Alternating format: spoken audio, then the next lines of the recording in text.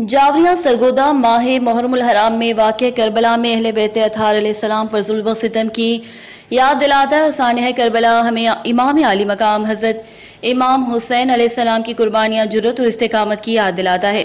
माह मुहर्रमुल हराम ये तकाजा करता है कि हम इमाम आली मकाम और आप अलैहिस्सलाम के जानिसार खानवादा की मोहब्बत की शमें अपने दिलों में रोशन करें। ऐसे ही शमी इमाम बारगाह जाफरिया में इमाम आली मकाम अलैहिस्सलाम की शबीह जुलजना के जुलूस में मोमिनीन और मोमिनात पेश कर रहे हैं, जिसकी एक झलक पेश खिदमत है। रिपोर्ट जफर अब्बास, तहसील रिपोर्टर, शाहपुर, जावरिया।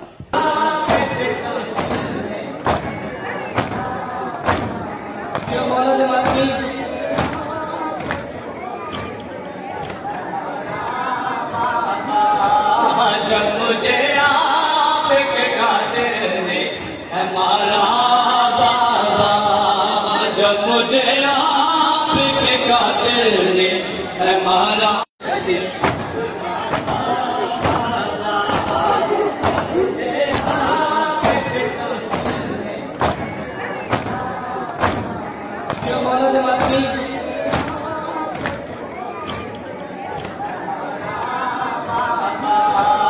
जब मुझे आपके कातिल ने हमारा